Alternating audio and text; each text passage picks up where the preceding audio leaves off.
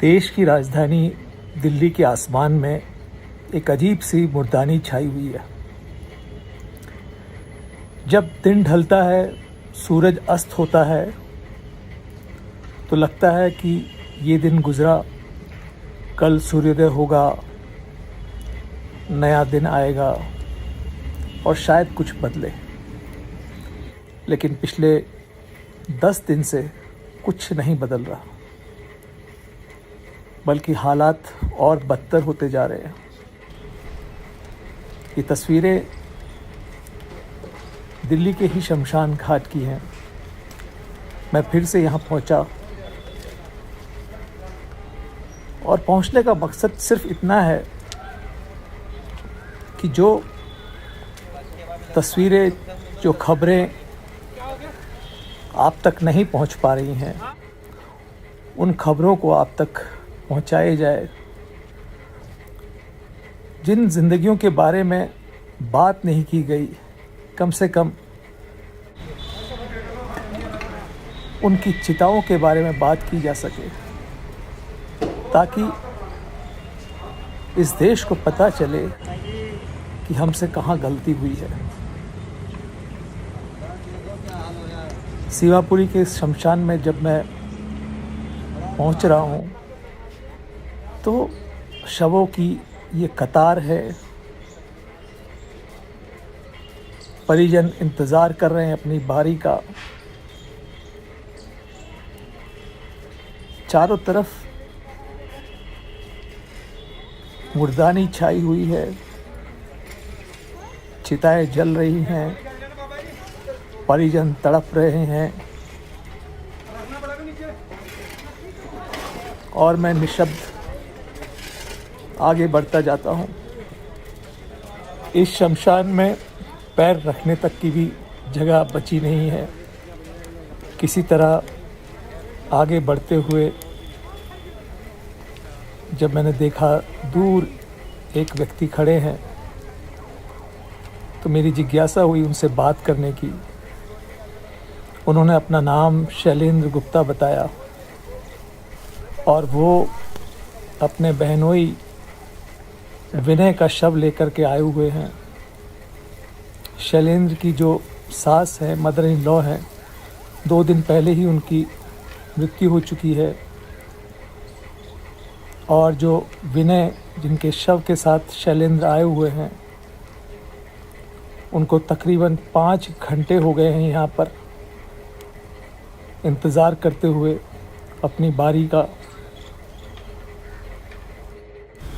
कोई उन्हें देखने वाला नहीं, कोई उन्हें पूछने वाला नहीं, क्योंकि सब लोग व्यस्त हैं। जब मैं इस शमशान में था, तो धीरे से शैलेंद्र गुप्ता मेरे पास आए।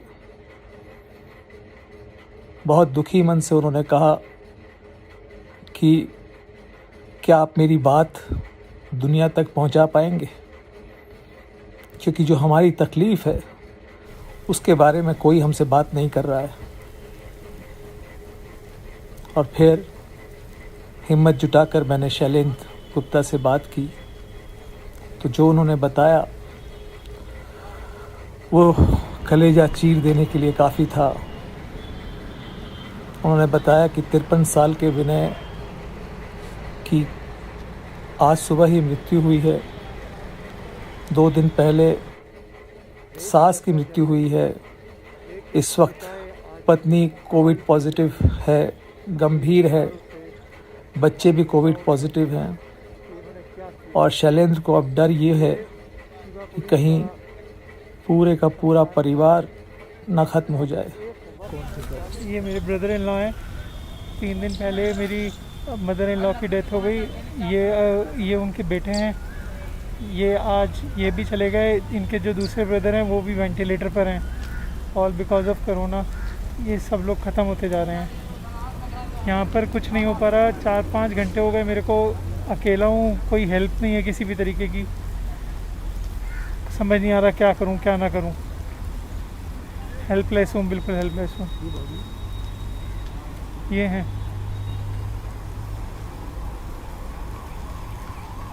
आपकी उम्र कितनी थी? ये 53 ईयर्स हैं। यहाँ पे कितना आपको टाइम लगा? यहाँ पे मेरे को ऑलमोस्ट 5 घंटे हो गए हैं।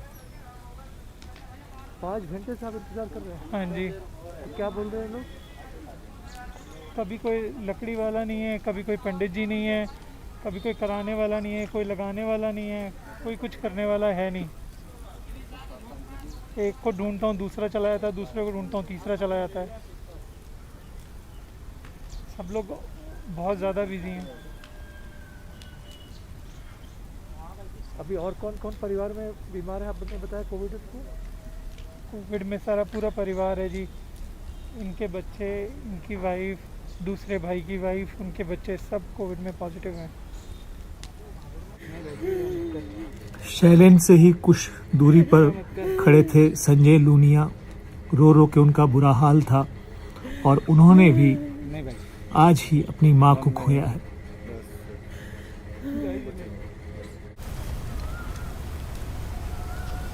कौन थे आपके? माता जी।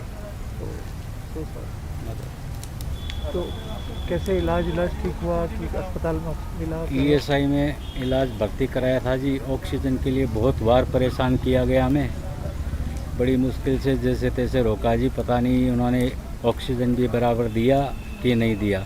हमें बार बार परेशान कर रहे थे। जिस दिन हमने एडमिट किया उसके बाद हर 1-2 घंटे में हमें यही कह रहे थे ऑक्सीजन की कमी, आप अपने पेशेंट को शिफ्ट करो। पर हम भी भाई साहब क्या करें, हमारी मजबूरी थी, हम कहीं और कहीं शिफ्ट कर नहीं पाते, इसलिए हमें मजबूरन माता जी को ही रोकना पड़ा। लास्ट में उनको ऑक्सीजन ही मेरे को लगता है कम हुई, पर माता जी को अपनी जान गंवानी पड़ी। यहाँ आपको कितना इंतज़ार करना पड़ा? यहाँ भाई साहब कम से कम हमें 2 घंटे हो गए, बड़ी मुश्किल से नंबर आया। अब चिता जलने में भी आप मानिए 1 घंटे पहले चिता जला के हम गए, अभी तक 1 घंटे और लगेगी कम से कम। वो जो पंडित जी है वो यहाँ आधा काम कर रहे हैं, आधा कहीं लाशों के ढेर लगे पड़े हैं इस टाइम। बहुत पूरी पोजीशन है। आप ईमानदारी से कहना चाहें तो ये सब कितने लोग मर रहे हैं, क्या हुआ, क्या गलती कहाँ हो गई है सबसे, कहाँ पे चूक हुई है? चूक तो हुई है जी, सरकार की चूक है। सरकार ने कोई भी चीज़ का ध्यान नहीं दिया। जो लोग मर रहे हैं, इलेक्शन चल रहे हैं और हो रहा है, सरकार ने कोई भी चीज़ का ध्यान नहीं है। अगर सरकार ध्यान देती तो ऑक्सीजन की यहाँ आज जो दिल्ली में कमी या पूरे देश में कमी आई, कहीं नहीं आती जी। कोई आदमी इतना मरता ही नहीं। ऑक्सीजन के चक्कर में ऐसे लोग मरे हैं जी जैसे कुछ मतलब बम विस्फोट हो गया हो।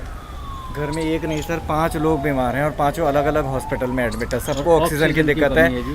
हॉस्पिटल भी ये है कि ना वहाँ पे बेड है ना वहाँ पे ऑक्सीजन के सिलेंडर है। सिलेंडर हमें खुद अरेंज करना है, और खुद जा करके वहाँ 2:30 बजे रात को लगाते हैं, क्योंकि हॉस्पिटल में स्टाफ भी नहीं है।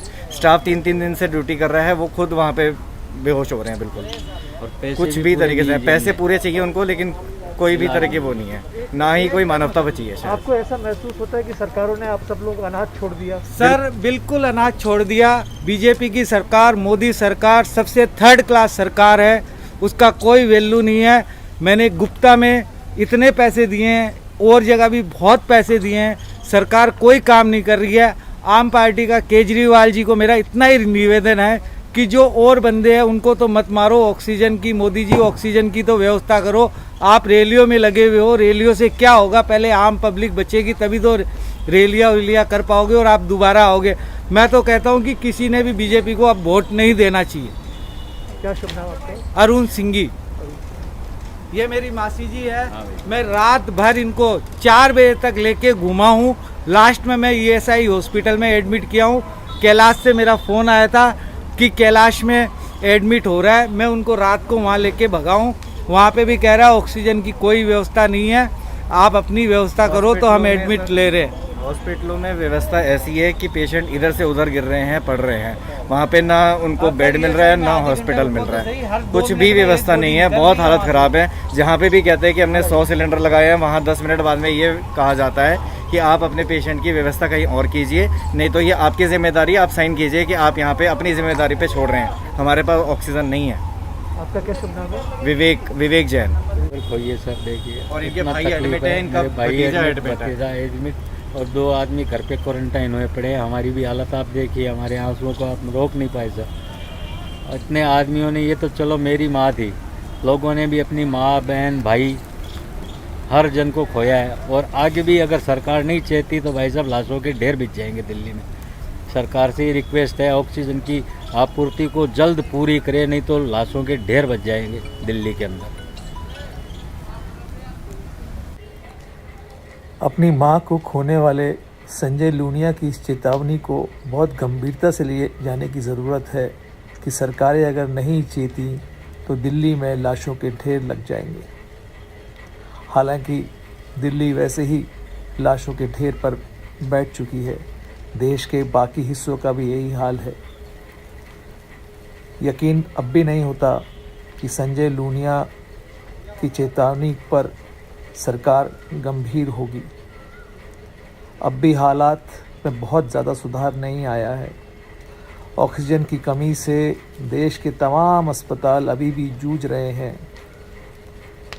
समझ नहीं आता कि सरकार अपनी जिम्मेदारी कब निभाएगी, चाहे वो केंद्र की मोदी सरकार हो या राज्यों की अरविंद केजरीवाल की सरकार हो, आदित्यनाथ की सरकार हो, अशोक गहलोत की सरकार हो, उद्धव ठाकरे की सरकार हो, विजय रूपाणी की सरकार हो। सारी की सारी सरकारों ने, शिवराज सिंह की सरकार हो, सारी की सारी सरकारों ने इस देश को, इस देश के आम आदमी को निराश किया है और इस देश के आम इंसान को शव में और चिता में बदलने को मजबूर किया है।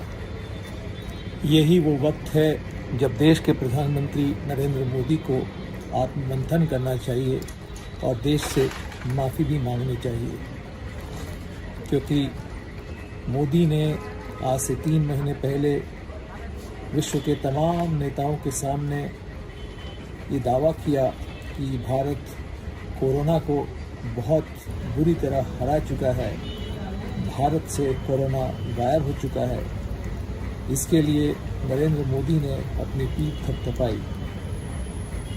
और अगर आज हालात ये हैं कि रोज़ हज़ारों चिताएं जल रही हैं, अब तक सरकारी आंकड़ों के हिसाब से अप्रैल में ही 40,000 से ज़्यादा मौतें हो गई हैं। गैर सरकारी आंकड़े तो लाखों की बात कर रहे हैं। तो इन मौतों का जिम्मेदार कौन है? अगर आपने कोरोना को हराने की जिम्मेदारी या उसकी वाहवाही लूटी थी, तो आज उस कोरोना से हो रही मौत और आपकी लापरवाही से हो रही मौत, ऑक्सीजन की कमी से हो रही मौत की जिम्मेदारी कौन लेगा? और जब तक मोदी सरकार और खुद प्रधानमंत्री मोदी इस आपदा, इस भयावह मंजर की जिम्मेदारी नहीं लेंगे, तब तक लगता नहीं है कि देश में हालात सुधरेंगे।